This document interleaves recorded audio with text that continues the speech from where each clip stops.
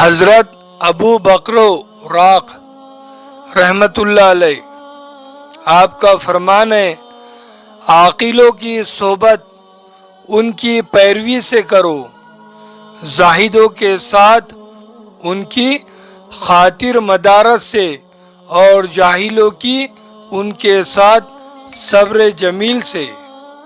بد خلقی لقمہ حرام کی طرح ہے، لہذا اس سے پرہیز کرو۔ کمی مال میں دنیا اور آخرت میں فائدہ ہے، اور زیادتی مال میں نقصان۔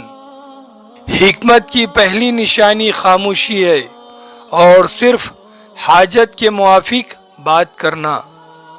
خدا اپنے بندوں کی زبان سے دو چیزیں چاہتا ہے: توحید پر اقرار اور لوگوں کے ساتھ نرم گفتگو۔ خدا اپنے بندوں کے اعضاء سے دو چیزیں چاہتا ہے: خدا کی اطاعت اور مسلمانوں کی امداد۔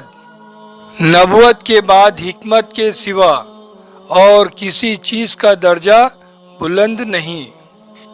حکمت تمام کاموں میں صحیح فیصلہ کر کے حکم لگانا ہے۔ زبان سے بری بات نہ کرو، کان سے بری بات نہ سنو، آنکھ سے بری چیز نہ دیکھو، ہاتھ سے بری چیز نہ چھو، اور پاؤں سے بری جگہ نہ جاؤ، اور دل سے اللہ کی یاد کرو۔